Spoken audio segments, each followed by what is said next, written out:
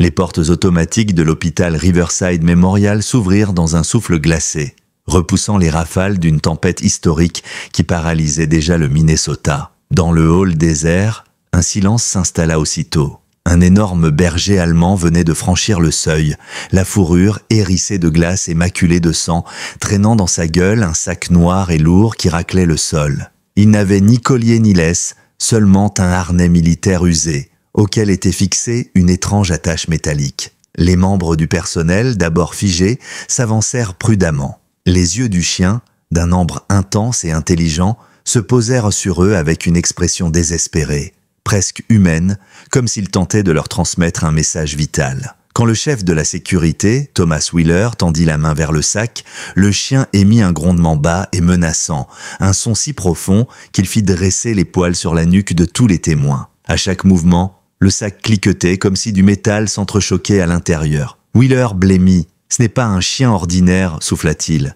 C'est un cas neuf. » Le docteur Edward Harrison s'accroupit lentement, ses genoux arthritiques protestant à chaque geste. Sa voix se fit douce, presque paternelle. « Laisse-moi voir, mon grand. » L'animal hésita, ses oreilles frémissant, puis, après un bref moment de tension, il poussa le sac vers le médecin. Quand Edward en ouvrit la fermeture éclair, le hall entier retint son souffle. Laissez un j'aime si cette aventure vous a touché et partagez vos impressions dans les commentaires en nous disant de quelle ville vous nous regardez. On continue la suite. Quelques heures plus tôt, la lumière du matin peinait à traverser les vitres gelées de l'hôpital Riverside. À l'extérieur, le blizzard transformait le paysage en un désert blanc, effaçant routes et repères sous des couches de neige mesurées en pieds plutôt qu'en pouces. Les radios locales parlaient déjà de la pire tempête depuis 50 ans. Mais pour le docteur Harrison, la météo n'était qu'un rappel supplémentaire du temps qui passait trop vite. À 63 ans, il se tenait devant son casier, caressant du bout des doigts la plaque qui portait encore son nom. Dans quelques heures, il devrait l'ôter définitivement. Après 43 années de service, son départ à la retraite n'était pas vraiment un choix. Le conseil d'administration avait parlé de réorganisation budgétaire, mais Edward connaissait la vérité. Trop vieux, trop coûteux, trop attaché à ses méthodes. Ses vieux os ont encore un peu de route, marmonna-t-il en ouvrant la porte métallique. L'intérieur était presque vide. Un stéthoscope de secours, une photo de famille usée par le temps et un petit carton prêt à recevoir ses affaires. Sur la photo, il souriait aux côtés de sa femme Margaret lors de leur 35e anniversaire de mariage. C'était 6 mois avant le diagnostic de cancer qui allait l'emporter 3 ans plus tard. Les factures médicales, malgré l'assurance, l'avaient écrasé d'une dette colossale. Son futur était déjà compromis, une pension insuffisante, la maison mise en vente. Un autre adieu auquel il n'était pas prêt. Docteur Harrison, réunion du personnel dans 5 minutes. La voix claire de Samantha Mitchell, une jeune infirmière de 29 ans, interrompit ses pensées. Elle débordait d'énergie, incarnation de ce que l'hôpital valorisait désormais. Jeunesse, efficacité, rentabilité. Edward força un sourire. « J'étais aide avant. Je suppose que je redeviens Dr Harrison jusqu'à 17h, ensuite juste un retraité avec une montre en or. » Samantha s'adoucit. « Vous savez que ce n'est pas comme ça. Tout le monde vous respecte. Vous nous avez appris tellement de choses. » Il hocha la tête, mais ils savaient tous deux que la réalité était plus cruelle. Son salaire permettrait d'embaucher 2 jeunes diplômés. La réunion se déroula dans une ambiance tendue. La nouvelle administratrice, Dr Melissa Kane, annonçait des mesures d'urgence. L'hôpital était coupé du monde jusqu'au lendemain, le courant principal hors service, les générateurs prenant le relais, les opérations non vitales étaient de suspendues. La plupart des médecins semblaient préoccupés mais pas surpris. Les hivers rudes faisaient partie de la vie ici. Près de la porte, Wheeler restait aux aguets, son instinct de vétéran toujours en éveil. Ses cicatrices invisibles de la guerre ne s'étaient jamais refermées, mais sa vigilance en faisait un protecteur fiable. Edward, lui, pensait déjà à autre chose. C'était sa dernière journée, sa fête de départ avait été annulée à cause du blizzard, ce qui l'arrangeait presque. Pas de discours forcé, pas d'adieu maladroit, juste la fin discrète d'une carrière entière. Pourtant, une question le taraudait. Que restait-il d'un homme quand on lui retirait son rôle, son utilité? Alors qu'il quittait la salle, une alerte grésilla dans les haut-parleurs. Tout le personnel disponible est demandé à l'entrée principale. Je répète, tout le personnel disponible à l'entrée principale. L'urgence du ton lui glaça le sang. Il accéléra, oubliant un instant ses articulations douloureuses. Peut-être, pensa-t-il, que ses vieux os avaient encore un dernier service à rendre. Il arrive dans le hall, accompagné de Samantha, et la scène s'imposa à lui. Le berger allemand, immobile au centre du lobby, le sac toujours serré entre ses crocs puissants. Wheeler avait déjà ordonné à tous de reculer. « Ce n'est pas un chien errant », déclara-t-il. « Regardez son harnais, c'est un chien d'unité. » Le chien haletait, sa respiration irrégulière.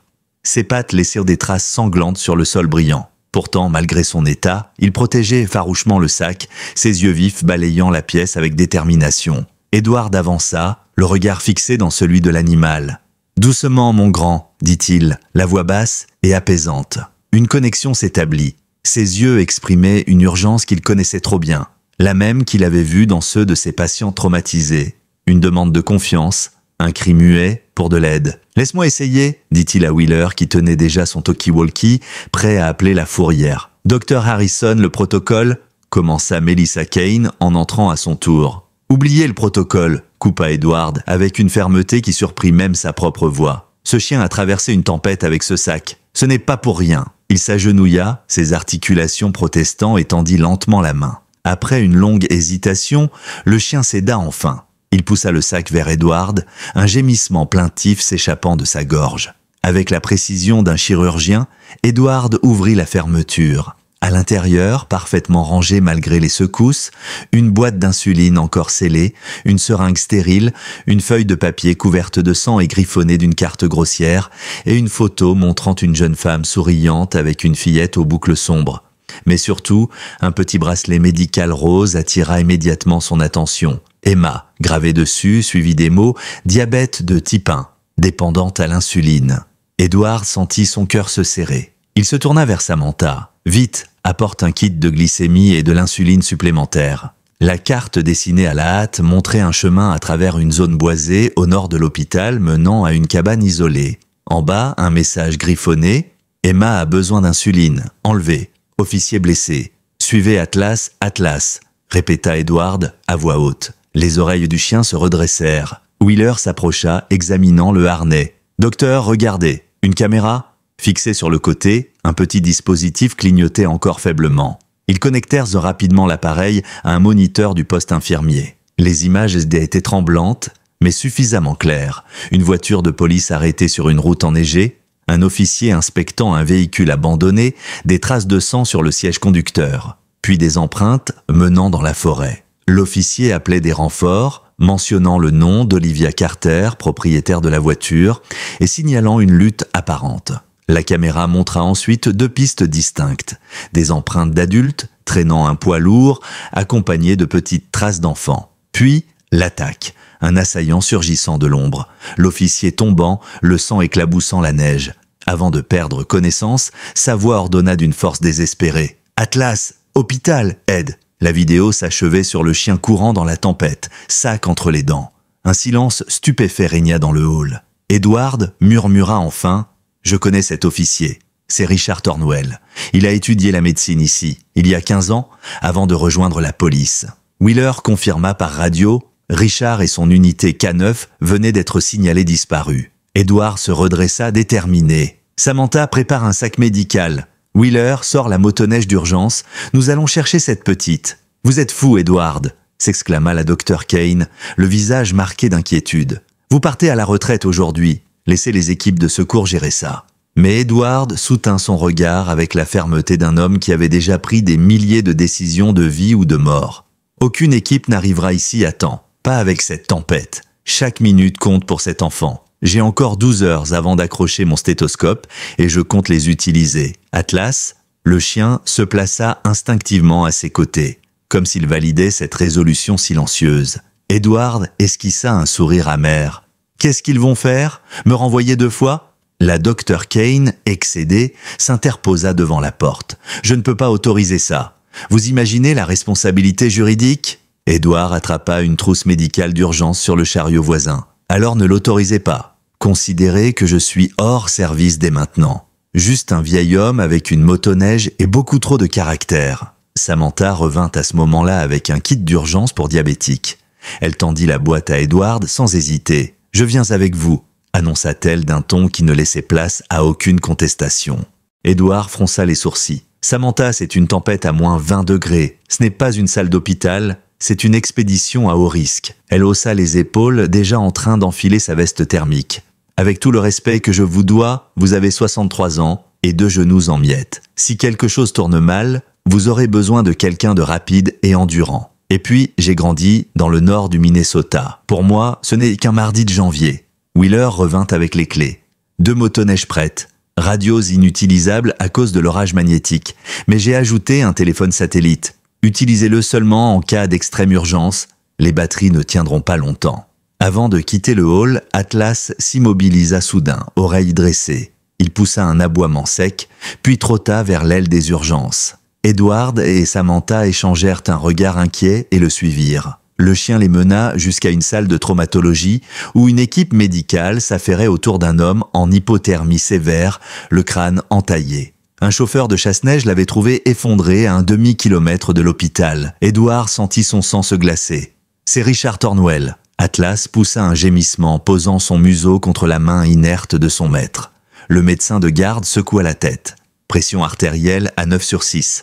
Température centrale 33 degrés. Concussion sévère. Il a rampé sous la tempête avant de s'effondrer. Edward s'approcha. « Richard » appela-t-il doucement en pressant son épaule. Les paupières du policier frémirent avant de s'entr'ouvrir. Sa voix était rauque, hachée. « Atlas, il est là » répondit Edward d'une voix ferme. « Il a rapporté ton message. Nous savons pour Emma et Olivia. » Richard cligna des yeux, la conscience oscillant. « Kevin, mon frère, il les a pris. Cabane, forêt nord, Emma, diabète, besoin d'insuline. » La révélation tomba comme une enclume. Samantha échangea un regard alarmé avec Edward. Richard saisit soudain le bras du médecin avec une force inattendue. « Kevin est dangereux, a perdu sa fille Sarah. Diabète non diagnostiqué. Blâme les médecins ?» Sa respiration s'accéléra, douloureuse. « Olivia ?» Il l'a reconnue du service pédiatrique. Là où Sarah est morte, il veut faire payer. Sa phrase se perdit dans un râle, son corps s'arquant alors que les moniteurs s'affolaient. « Il s'effondre !» cria le médecin de garde. « Adrénaline, crash cart, vite !» Edward recula, le cœur serré, assimilant chaque mot. Atlas s'était collé contre lui, le regard implorant. Samantha l'attrapa par le bras et l'entraîna dans le couloir. « Vous avez entendu ? Ce n'est pas un enlèvement au hasard. C'est une vengeance. Il veut reproduire la mort de sa fille. » Edward hocha gravement la tête. Ce qui signifie qu'Emma n'a peut-être que quelques heures avant que son état devienne irréversible. La Dr Kane arriva visiblement bouleversée. Les secours officiels sont annulés. Ils refusent de déployer du personnel tant que la tempête n'est pas passée. Edward planta son regard dans le sien. Cette petite n'a pas 12 heures devant elle. Si vous voulez rester ici à compter vos responsabilités, libre à vous. Mais moi, j'y vais. Samantha referma sa veste, déterminée. Et moi aussi. Atlas poussa un aboiement clair, presque militaire. Comme s'il confirmait, l'équipe était prête. Quelques minutes plus tard, ils sortirent dans le blizzard. Le vent mordait la peau, sifflant comme 1000 aiguilles de glace. Edward enfourcha la motoneige, Samantha derrière lui, et Atlas trouva miraculeusement l'équilibre à l'arrière, son corps massif collé à celui du médecin pour conserver la chaleur. « Suivons la carte, nord-ouest !» cria Samantha en dépliant la feuille maculée de sang. La cabane devrait être à environ 6 kilomètres. Edward serra les dents, les yeux plissés contre les cristaux de glace qui fouettaient son visage. La température avait chuté encore, flirtant avec les moins 25 degrés. La mort par hypothermie pouvait frapper en moins d'1 heure. Son esprit dériva malgré lui vers Margaret. Leur dernière sortie en motoneige, c'était pour leur 30e anniversaire, dans une cabane semblable à celle qu'ils cherchaient. Avant que la maladie ne vienne tout emporter, leurs économies, leur maison, leur avenir. Le souvenir lui serra la poitrine. « Tout va bien, docteur Harrison ?» cria Samantha pour couvrir le vacarme du moteur et du vent. « Appelle-moi Edward » répliqua-t-il la voix rauque. « Après 43 ans, je crois que je l'ai mérité. » Atlas se raidit soudain, ses muscles vibrant contre le dos d'Edward. Le chien émit un grondement sourd, ses oreilles pointées vers un bosquet de pins à leur droite. Edward ralentit aussitôt, faisant confiance à l'instinct du K9. Les phares de la motoneige illuminèrent une carcasse à moitié ensevelie sous la neige, l'arrière d'un SUV de police. Le cœur d'Edward s'emballa. « C'est le véhicule de Richard », dit-il en coupant le moteur. Atlas bondit aussitôt dans la neige malgré sa fatigue et s'approcha du véhicule reniflant frénétiquement. Edward et Samantha le suivirent, leurs bottes s'enfonçant jusqu'aux genoux. La portière conducteur béait, recouverte de neige. À l'intérieur, des taches rouges marquaient le volant et le tableau de bord. Il a dû tenter de lancer un appel avant l'attaque, souffla Edward. Samantha vérifia la radio de bord, mais elle était hors service. La tempête brouillait tout. Atlas avait déjà trouvé une piste. Une série d'empreintes encore visibles malgré la neige fraîche. Une grande traînant manifestement un poids lourd et une petite, fragile, qui ne pouvait appartenir qu'à un enfant. Le chien se mit en marche, museau collé au sol, ses pas décidés malgré la tempête. Edward attrapa son sac médical et le suivit, son souffle formant des nuages glacés. Samantha courait à ses côtés, son endurance de sportive s'avérant précieuse. « Ça me rappelle les entraînements de hockey en hiver », plaisanta-t-elle haletante. « Mon père disait toujours que les hivers du Minnesota forgent dans le caractère.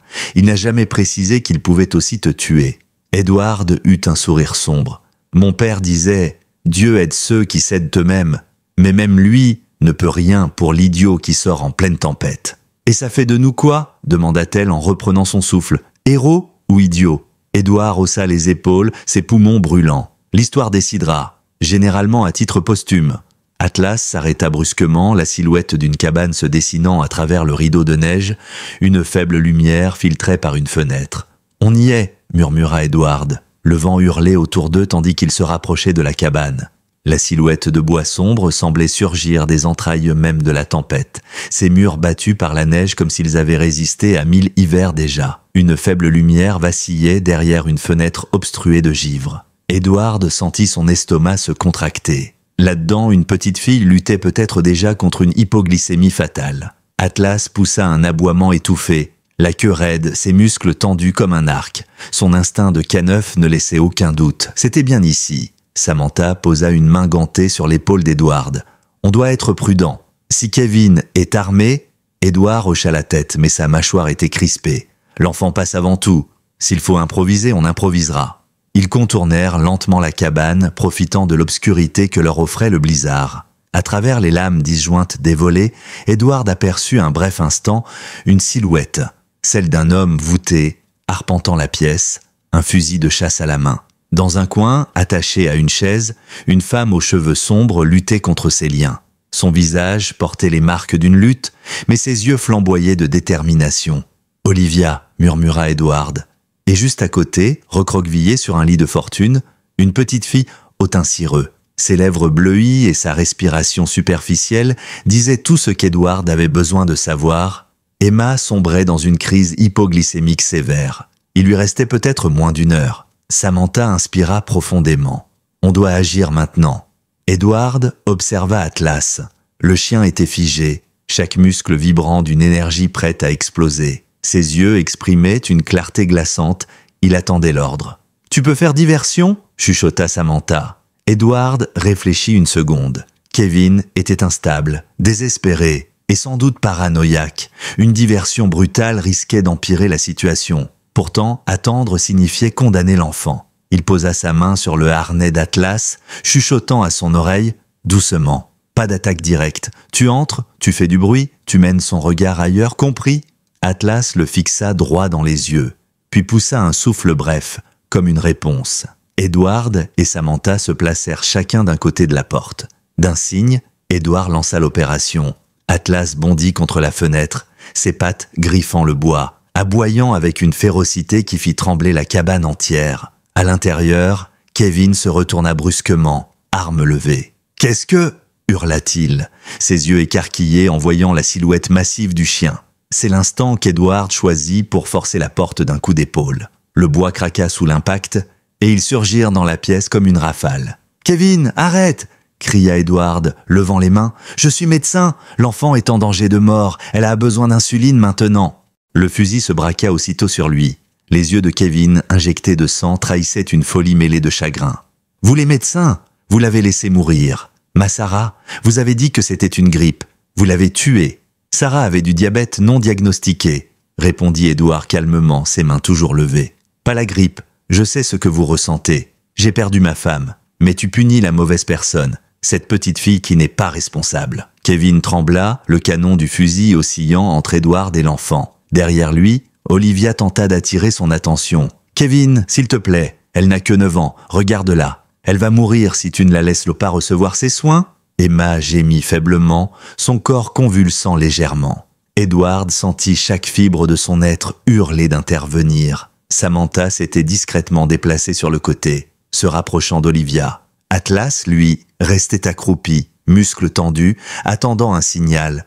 Edward parla de sa voix la plus basse, presque comme une prière. « Kevin, tu veux rendre justice à Sarah? Alors sauve Emma.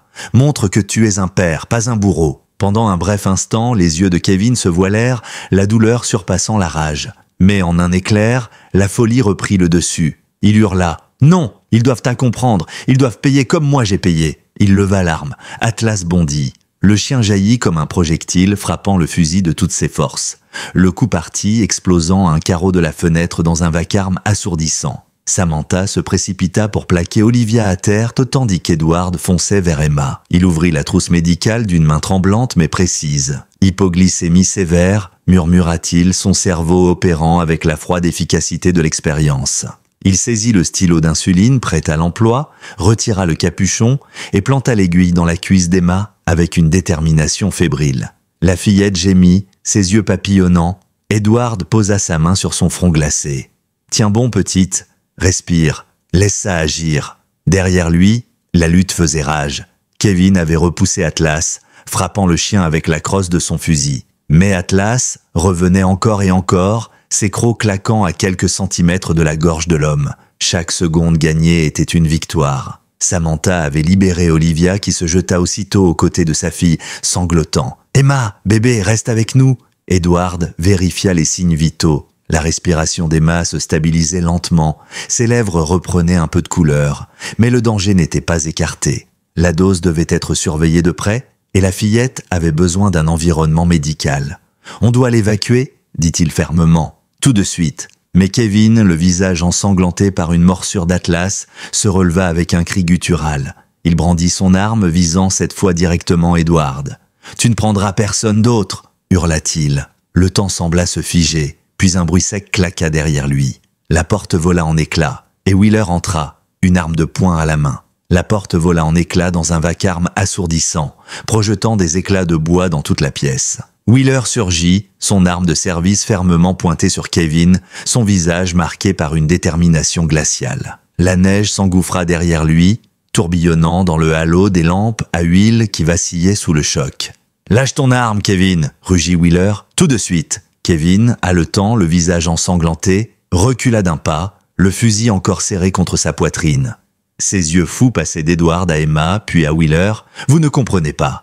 Ils m'ont pris ma Sarah. Ils l'ont laissée mourir. Pourquoi elle devrait vivre alors que ma fille est morte ?» Edward, toujours agenouillé près d'Emma, leva lentement les mains. Sa voix vibrait d'une intensité calme. « Parce que ta fille ne reviendra jamais, Kevin. Mais cette petite a encore une chance. Et toi, tu peux être l'homme qui sauve une vie aujourd'hui. Ou celui qui en détruit 2 de plus. » Kevin trembla, ses mains crispées sur le fusil. Atlas grognait, les crocs découverts, prêt à bondir de nouveau. Samantha, collée contre Olivia et Emma, retenait son souffle, ses yeux fixés sur le canon, menaçant. Wheeler fit un pas en avant, son arme toujours braquée. « Kevin, tu connais mon passé, tu sais ce que c'est que de tout perdre. Mais crois-moi, la vengeance ne t'apporte rien. Elle te laisse juste plus vide. Lâche cette arme, avant que je n'aie à faire quelque chose que je ne veux pas. » Un silence pesant s'abattit sur la cabane, seulement troublé par le vent qui hurlait dehors et la respiration sifflante d'Emma, encore fragile. Puis soudain Kevin hurla, un cri déchirant, mélange de rage et de désespoir. Il leva le fusil, mais Wheeler fut plus rapide. Un coup sec, précis. L'arme de Kevin vola de ses mains, projetée contre le mur dans un fracas métallique. Kevin poussa un gémissement et tomba à genoux, les mains vides, secoué de sanglots convulsifs. « Je voulais juste qu'ils comprennent », balbutia-t-il, sa voix brisée. « Je voulais que quelqu'un en paix. » Atlas s'approcha lentement, son grondement s'éteignant. Il posa doucement sa tête contre le bras de Kevin, comme pour calmer la tempête intérieure qui le dévorait. Le geste inattendu fit vaciller l'homme. Ses épaules s'affaissèrent et ses larmes coulèrent librement. Edward saisit cette brèche. « Kevin, regarde-moi. Tu as déjà payé le prix le plus lourd. Ne condamne pas une autre famille à vivre ton cauchemar. Laisse-nous sauver cet enfant. Laisse-nous réparer, au moins un peu. » Kevin hocha faiblement la tête, incapable de parler. Ses mains glissèrent lentement sur le sol gelé. Wheeler s'avança prudemment, le menotta sans résistance. Olivia se jeta alors aux côtés de sa fille, caressant son visage avec une tendresse fébrile. « Emma, bébé, reste avec moi, tu vas t'en sortir, je te le promets. » Edward vérifia les signes vitaux. Le teint de la fillette reprenait légèrement des couleurs, mais elle restait extrêmement faible. « Nous devons retourner à l'hôpital immédiatement. Elle a besoin d'un suivi constant et de liquides intraveineux. » Samantha hocha la tête. « La motoneige est prête, mais la tempête s'intensifie. On ne tiendra pas longtemps dehors. » Wheeler resserra sa prise sur Kevin, le relevant brutalement. « On l'embarque aussi. Il répondra de ses actes devant un tribunal, pas dans cette cabane. » Atlas, lui, retourna instinctivement près d'Emma, posant son corps massif contre le lit pour la réchauffer. Son regard vigilant ne quittait pas la fillette. Edward rassembla rapidement le matériel médical, puis fixa Samantha. « Prépare une couverture thermique. Nous devons la stabiliser pour le trajet. » Ils enveloppèrent Emma dans plusieurs couches, Olivia refusant de lâcher sa main une seule seconde. Dehors, le vent redoublait, transformant chaque flocon en projectile meurtrier. « On n'a peut-être qu'une demi-heure avant que la motoneige ne soit inutilisable », prévint Wheeler en jetant un œil à la tempête. Edward hocha gravement la tête. « Alors on n'a pas le choix. On bouge maintenant. » La sortie fut un combat en soi. Le froid les frappa comme une masse, leur arrachant le souffle. Wheeler poussait Kevin devant lui, tandis qu'Edward portait Emma serrée contre sa poitrine, son visage enfoui dans la couverture pour la protéger du vent. Olivia courait à leur côté, cramponnée au bras de sa fille. Samantha menait la marche, ouvrant un chemin à travers les congères presque infranchissables. Atlas bondissait autour d'eux, repoussant les ombres de la tempête comme un gardien ancestral. Chaque pas semblait les rapprocher d'une mort glaciale. Mais Edward tenait bon, ses bras serrant la fillette avec une force que seul le désespoir pouvait donner. Sa respiration était hachée, ses muscles brûlaient, mais il refusait de faiblir. Ils atteignirent enfin la motoneige. Wheeler attacha solidement Kevin à l'arrière, sous la surveillance d'Atlas, puis aida Edward à installer Emma et Olivia. « Edward, vous êtes sûr de pouvoir conduire ?» cria Samantha par-dessus le vacarme du vent. Le médecin jeta un regard déterminé à la tempête. « J'ai conduit dans bien pire. » Il serra les poignets, le moteur rugit, et ils s'élancèrent dans la nuit blanche, emportant avec eux une fragile étincelle d'espoir. Le trajet du retour fut cauchemardesque. Le blizzard effaçait toute visibilité, transformant chaque arbre en menace spectrale. Le froid mordait leur visage, la neige s'accumulait sur leurs vêtements et le moteur peinait à chaque montée. Edward fixait la route invisible avec une concentration acharnée, chaque fibre de son corps tendu vers un seul objectif, ramener cette enfant vivante. Derrière lui, Olivia fredonnait doucement une berceuse à Emma, ses mots tremblants emportés par le vent. Samantha, sur la seconde motoneige avec Wheeler et Kevin, serrait les dents, ses yeux scrutant sans relâche l'obscurité. Atlas, cramponné à l'arrière, semblait insensible au froid. Ses yeux d'ambre brillaient d'une détermination farouche. Il savait, mieux que quiconque, ce qui était en jeu. Après ce qui leur parut une éternité, les lumières de l'hôpital Riverside apparurent enfin scintillant comme un phare au milieu du chaos. Edward sentit ses yeux s'embuer. « On y est » murmura-t-il. « On y est, Margaret. » Mais alors qu'ils approchaient, une ombre massive surgit devant eux. Un arbre, arraché par le vent, effondré en travers du chemin. Edward n'eut que quelques secondes pour réagir. Il serra les freins de toutes ses forces. La motoneige dérapa, glissant sur la glace. Olivia hurla, serrant sa fille contre elle. Atlas bondit hors du véhicule. Le monde se mit à tourner, puis vint l'impact. Le choc fut brutal. La motoneige heurta le tronc gelé dans un vacarme assourdissant, projetant Edward et Olivia vers l'avant. Emma, protégée par la couverture et les bras désespérément serrés de sa mère, fut secouée mais resta contre elle. Le véhicule bascula, glissa encore sur quelques mètres, avant de s'immobiliser dans une gerbe de neige. Le silence qui suivit, seulement troublé par les hurlements du vent, était presque plus effrayant que le bruit de l'impact. Edward, sonné, sentit un goût métallique envahir sa bouche. Il porta la main à son front, du sang. Mais ce n'était rien comparé à l'urgence qui le ramenait à la réalité. « Emma, Olivia !» Sa voix rauque se perdit dans la tempête. Olivia, le visage marqué par une coupure sur la tempe, serrait toujours sa fille contre elle. « Je crois qu'elle va bien, souffla-t-elle, haletante. Édouard tendit la main pour vérifier. Le souffle d'Emma était faible mais présent. Ses petites lèvres avaient pris une teinte bleutée qui glaça le cœur du médecin. Elle n'avait plus beaucoup de temps. Derrière eux, la seconde motoneige avait freiné de justesse. Samantha bondit dans la neige, courant vers eux. Wheeler, toujours tenant Kevin fermement attaché, resta en retrait mais scrutait la scène avec une inquiétude réelle. « Docteur !»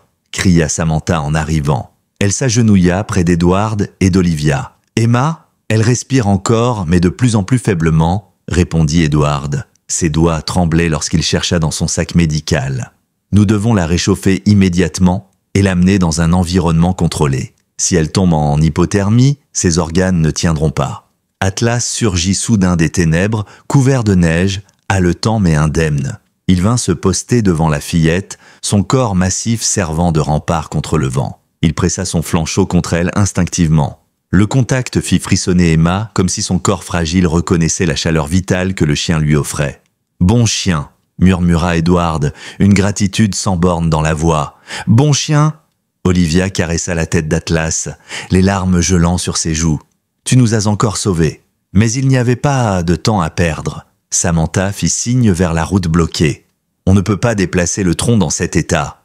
La motoneige est inutilisable. » Wheeler arriva en titubant, Kevin attaché derrière lui. « Il reste à peine 1,5 kilomètre jusqu'à l'hôpital. On doit continuer à pied. » Édouard pâlit. « Dans cette tempête, avec Emma dans cet état ?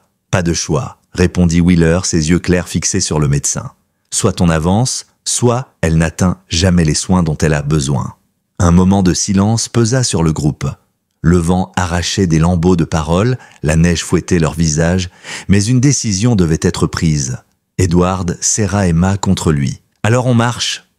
Ils progressèrent dans la nuit glaciale, courbés sous la violence du blizzard. Chaque pas était un combat, leurs jambes s'enfonçant dans la poudreuse jusqu'aux genoux. Samantha ouvrait la marche, la lampe fixée sur son front traçant un mince halo, vacillant dans l'obscurité. Wheeler suivait, tenant Kevin d'une main ferme. Edward avançait au centre, Emma blottie contre sa poitrine, entourée de couvertures et du corps protecteur d'Atlas. Olivia marchait tout près, les yeux rivés sur sa fille, répétant sans cesse « Tiens bon, ma chérie, tiens bon ». Le froid mordait leurs visages, brûlait leurs poumons. Le temps se dilatait, chaque mètre arraché au blizzard semblant interminable. Edward sentait ses forces l'abandonner, son dos et ses genoux criant de douleur. Mais chaque fois qu'il faiblissait, il croisait le regard d'Emma, si fragile dans ses bras, et puisait une énergie insoupçonnée. Atlas, malgré sa fatigue et ses blessures, tenait bon. Le vieux K9 se plaçait tour à tour devant eux pour briser le vent ou revenait coller son flanc contre Emma pour lui donner de la chaleur. Ses pattes s'enfonçaient dans la neige épaisse, ses coussinets saignaient légèrement mais jamais il ne ralentissait. Samantha se retourna, ses lèvres bleues articulèrent un mot que le vent emporta presque. Lumière. Au loin, à travers le rideau blanc, une faible lueur apparaissait. L'hôpital, comme un mirage au milieu du chaos. Edward sentit son cœur bondir, mais il savait que chaque seconde comptait encore. « Courage, on y est presque !» cria-t-il, sa voix fendant la tempête comme un cri de guerre. Lorsqu'ils franchirent enfin les portes de Riverside Memorial, la chaleur relative du hall les enveloppa comme une vague irréelle. Les infirmières se précipitèrent à leur rencontre, emportant Emma sur un brancard préparé à la hâte. Olivia courut à ses côtés, agrippant sa petite main.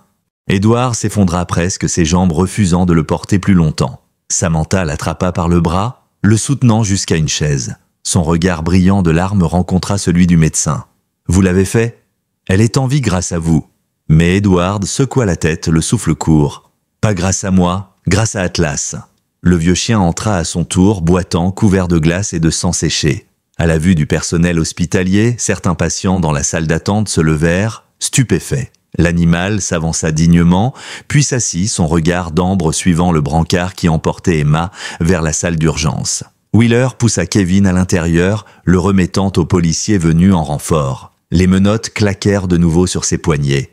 Kevin ne résista pas. Ses yeux restèrent de fixés sur sa nièce, un mélange de regret, de douleur et peut-être enfin de compréhension. « Je voulais juste qu'on se souvienne de Sarah », murmura-t-il alors qu'on l'emmenait. Mais ses paroles se perdirent dans le tumulte. Edward se leva, malgré la douleur dans ses articulations. et suivit Olivia jusqu'à la salle d'urgence.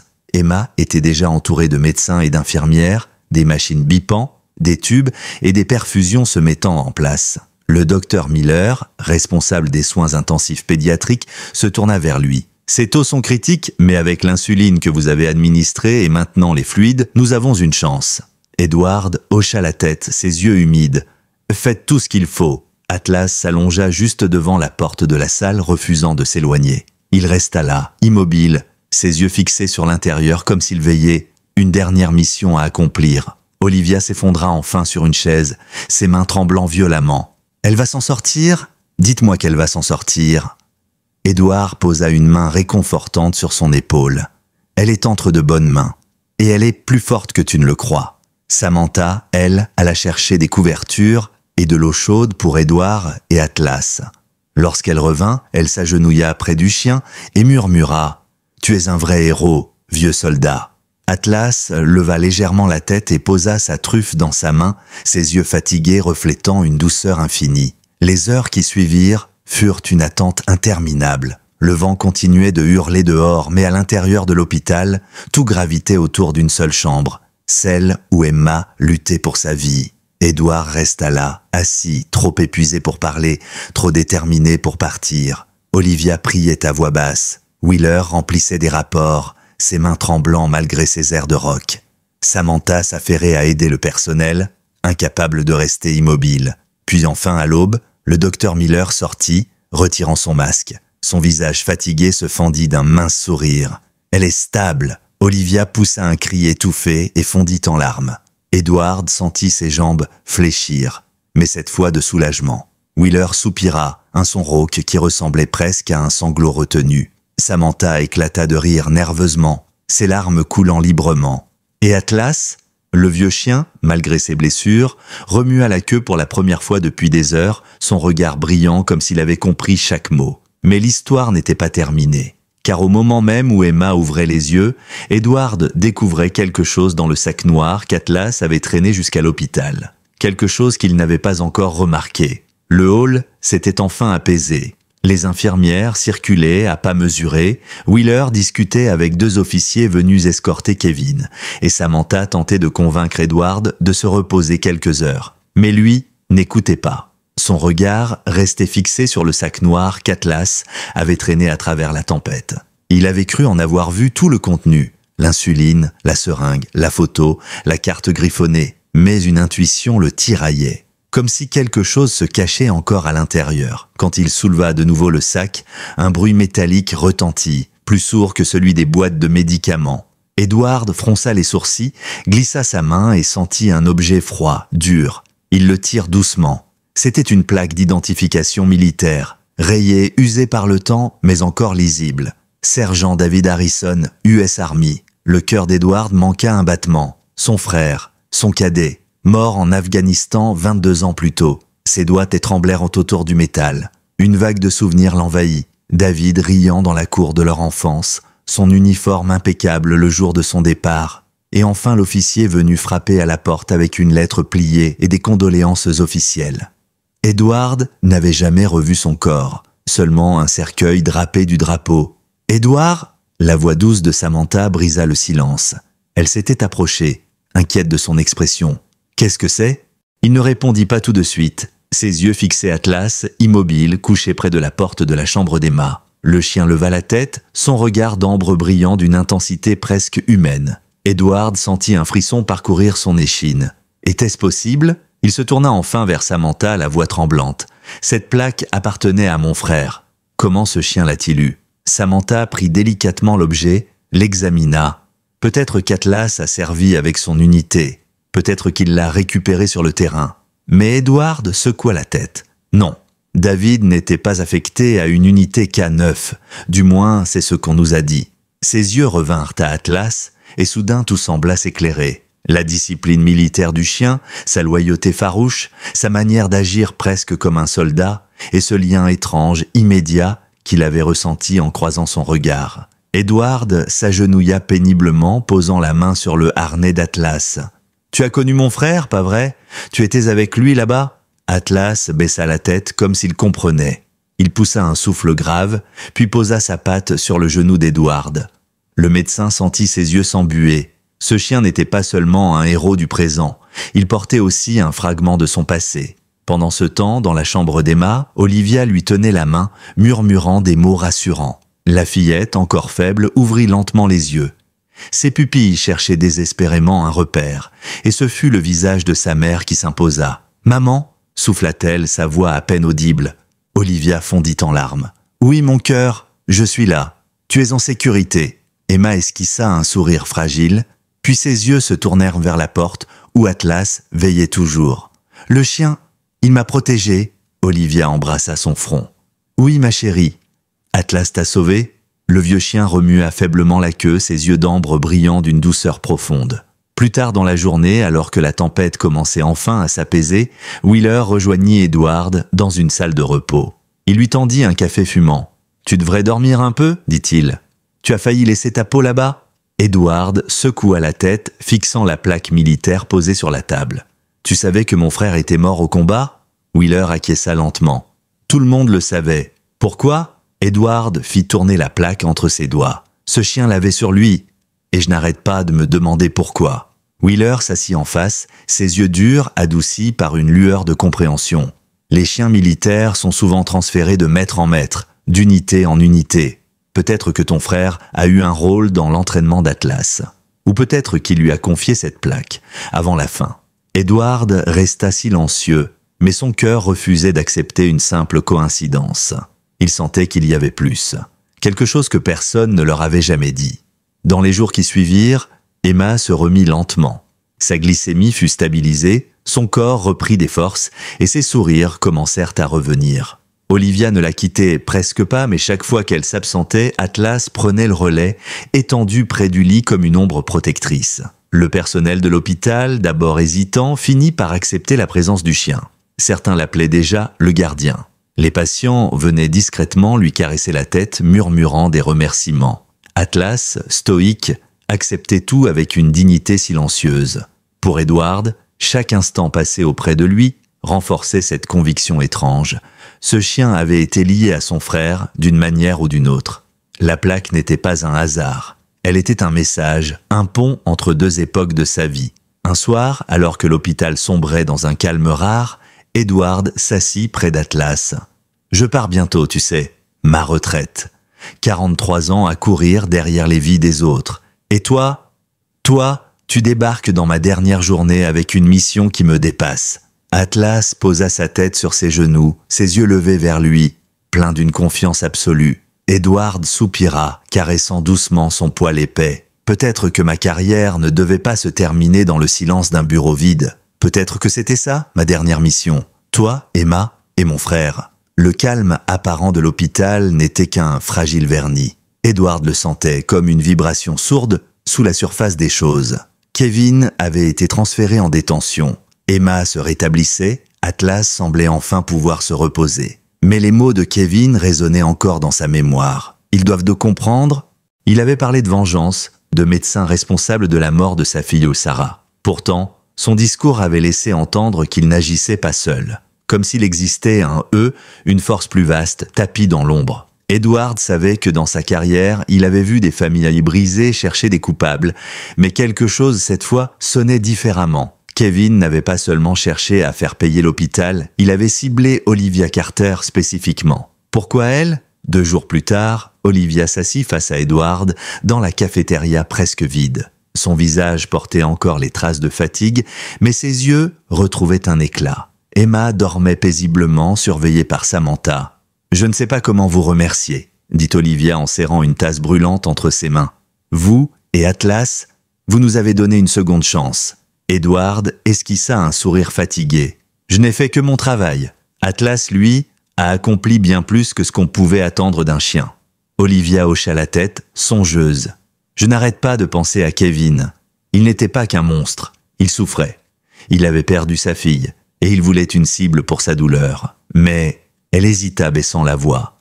Mais il n'agissait pas seul. » Edward fronça les sourcils. « Comment le sais-tu » Elle inspira profondément. Avant qu'il m'attache dans cette cabane, il parlait avec quelqu'un par radio. une voix grave que je n'ai pas reconnue. Elle lui disait « Fais-leur comprendre, qu'ils sachent ce qu'ils ont fait ».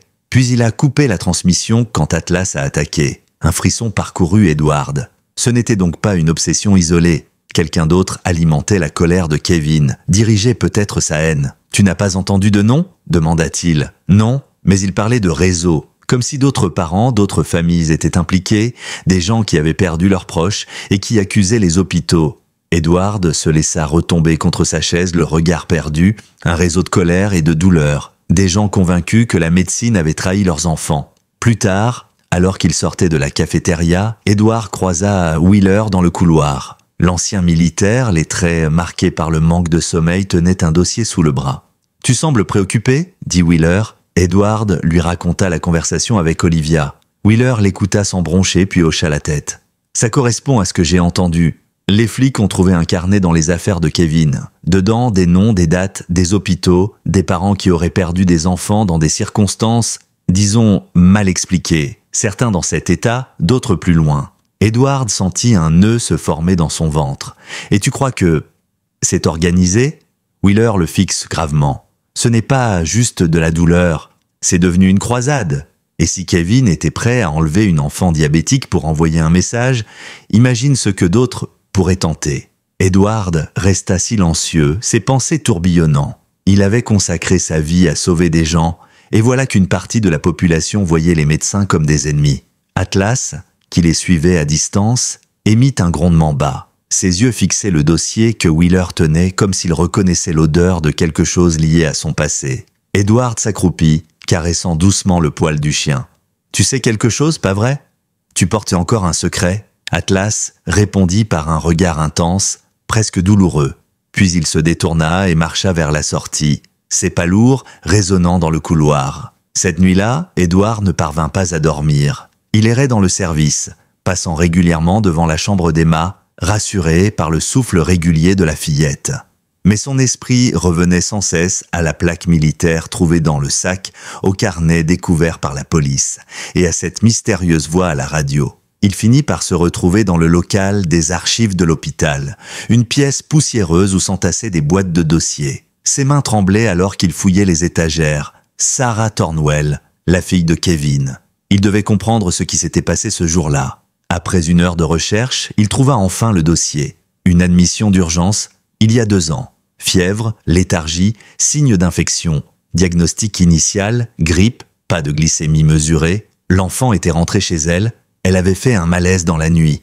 Transporté de nouveau à l'hôpital, trop tard. Diagnostic post-mortem, diabète de type 1 non diagnostiqué, crise de cétose. Edward sentit son souffle se bloquer. L'erreur était réelle, une erreur évitable. S'il avait été de garde ce jour-là, aurait-il reconnu les signes?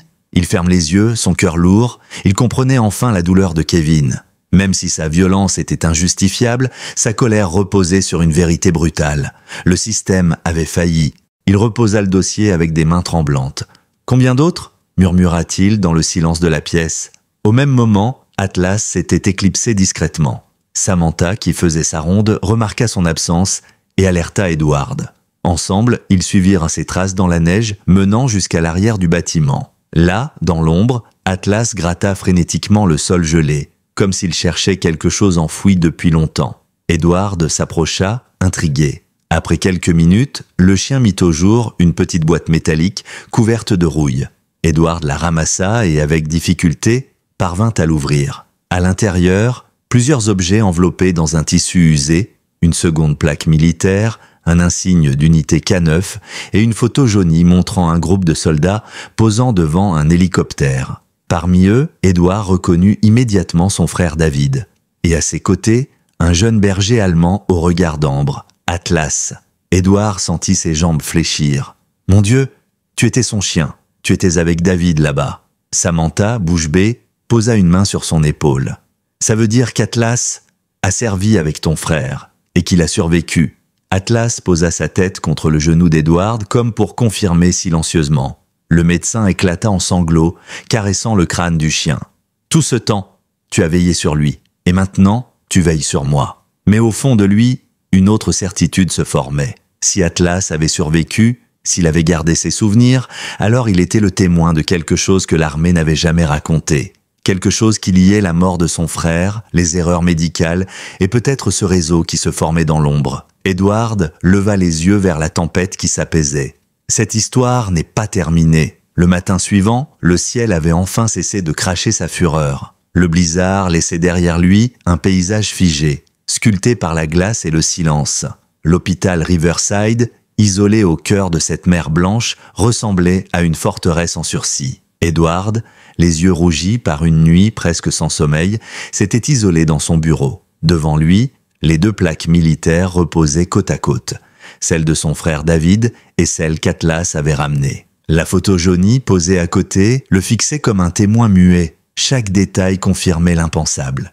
Atlas avait été le chien de son frère, un survivant d'une guerre où tant d'hommes avaient péri, et ce survivant, 2 décennies plus tard, avait refait surface pour sauver une enfant et ramener à Edward des fragments d'un passé qu'il croyait enterré. Mais derrière l'émotion, une inquiétude croissante montait. Kevin n'avait pas agi seul.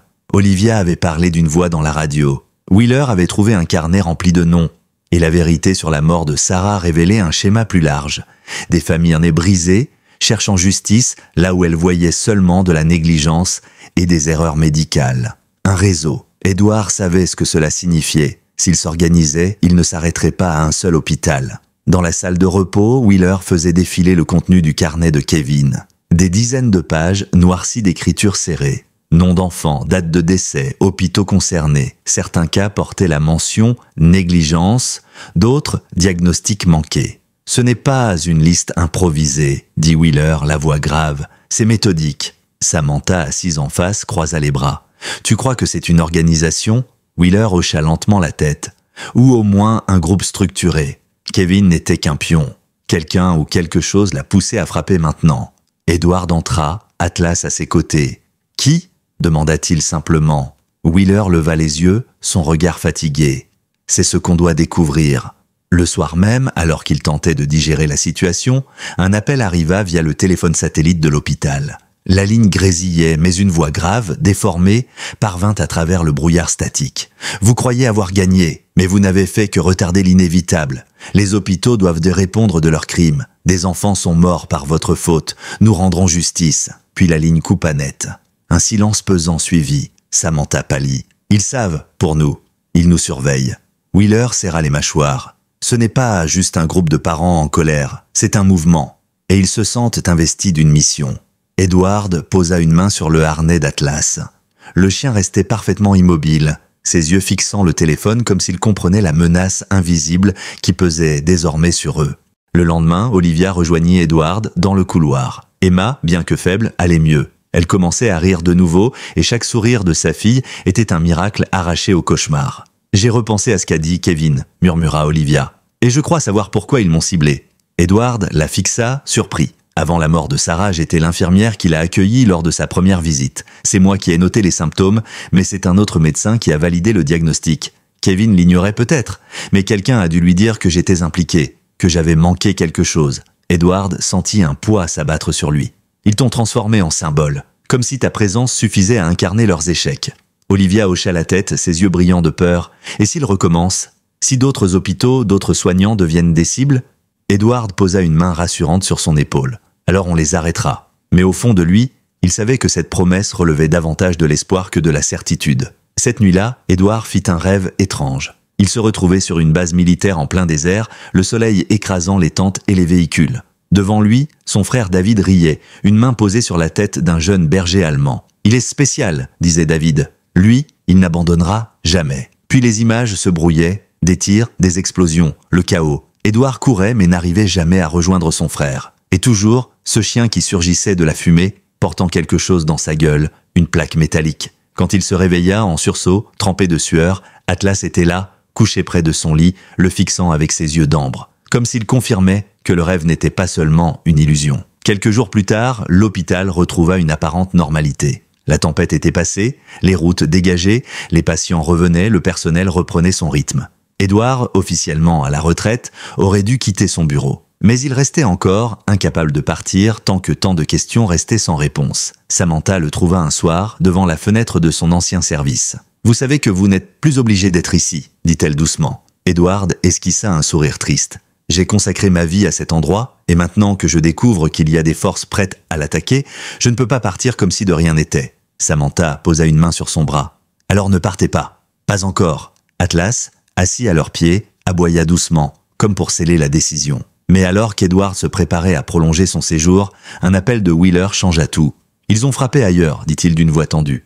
Un autre hôpital à 2 états d'ici. Même mode opératoire. Un enfant enlevé, une infirmière accusée, un groupe revendiquant une justice pour les oubliés. Edward sentit son estomac se nouer. Ce n'était plus une hypothèse. Le réseau était réel. Et il se propageait. Atlas leva la tête, ses yeux d'ambre brillant d'une flamme nouvelle. Comme s'il comprenait que la mission n'était pas terminée. Edward posa une main ferme sur son harnais. Alors on continue. Ensemble, le téléphone satellite reposait encore sur la table quand Edward, Samantha et Wheeler se retrouvèrent dans la petite salle de conférence. L'air était lourd, saturé par la gravité de ce qu'ils venaient d'apprendre. Un nouvel hôpital avait été frappé. Un autre enfant, une autre famille plongée dans l'horreur. Le réseau dont Kevin avait parlé n'était plus une simple rumeur, il prenait de l'ampleur. Edward passe une main tremblante sur son visage.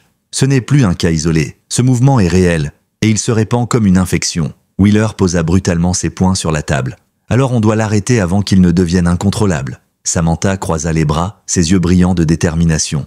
On parle d'un groupe de parents en colère, pas d'une organisation terroriste. Wheeler secoua la tête. Non, écoute ce qu'ils font. Enlèvement ciblé, manipulation psychologique, attaque coordonnée. Ce n'est plus de la colère, c'est une guerre. Un silence tomba. Seul Atlas, couché près de la porte, brisa la tension en laissant échapper un souffle grave, ses yeux fixés sur Edward comme s'il attendait une décision. Edward, le regard perdu, murmura « J'ai passé 43 ans à sauver des vies et aujourd'hui, c'est comme si tout ce que nous avions construit s'effondrait. Mais peut-être que c'est ça ma retraite. Continuer à me battre autrement. » Quelques heures plus tard, ils se réunirent à nouveau, cette fois avec Olivia. Emma, encore fragile mais hors de danger, dormait dans une chambre voisine.